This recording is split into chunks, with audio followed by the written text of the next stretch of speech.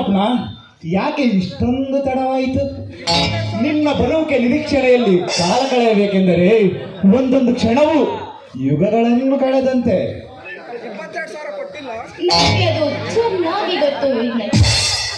ನೋಡಿ, ಇದಕ್ಕೆಲ್ಲ ಕಾರಣ ನೀವು ನನ್ನ ಮೇಲಿಟ್ಟಿರುವ ಪ್ರೀತಿ.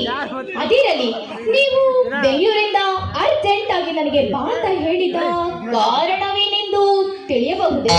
ಅದಕ್ಕೆ ಬಲವಾದ ಕಾರಣವಿದೆ ಸ್ವಪ್ನ.